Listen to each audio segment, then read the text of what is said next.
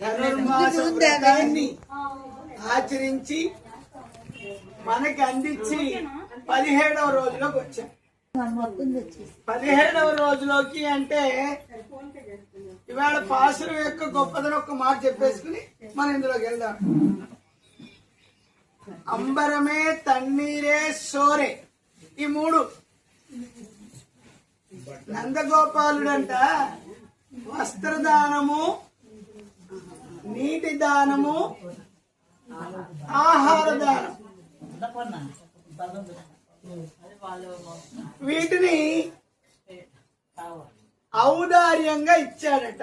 అందుకని ఇవాళ పాస్టర్లలో కూర్చున్న వాళ్ళైనా విన్న వాళ్ళైనా గోష్ఠికి విచ్చేసిన వాళ్ళైనా ఆ అమ్మ కటాక్షం ఎల్లప్పుడూ ఆవిడ నమ్ముకునుంటే ఎల్ల దిగులు ఉండదు అని ఈవేళ మన పెద్దలందరూ కూడా అన్నము, వస్త్రము, నీటిని చక్కగా అందరికీ కూడా అందిస్తూ ఉంటారు. ఇవాళ పాసురం యొక్క గొప్పదనం. వాళ్ళ అన్ని పాసురాల్లో ఇలా రాదు. ఇవాళ రోజునే మరి ఆ పాసురం ఇవాళ అసలు లేదనుకున్నాం. అటువంటిది ఇవాళ రోజున మరి వీళ్ళందరికీ అటువంటి అదృష్టం కలగడానికి అమ్మే మీలో ఉన్నటువంటి ఆ పరాత్ముడు అనమాట. అందుకని అటువంటి పాసురం అంబరమే తన్నీరే సోరే అరం చెయ్యం ఎంబెరుమాన్ నందగోపాల.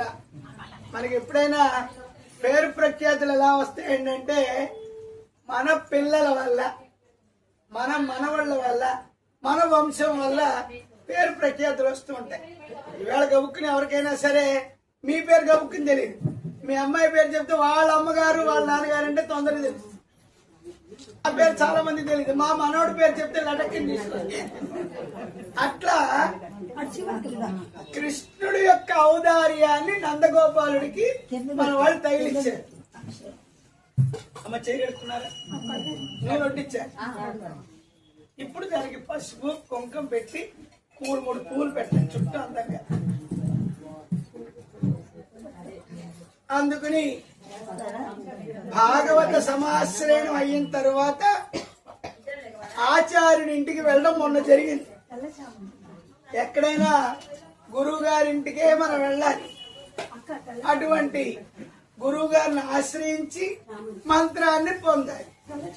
నందుడు అంటే ఆచార్యుడు, మంత్రము అంటే యశోద పిరాట్టి.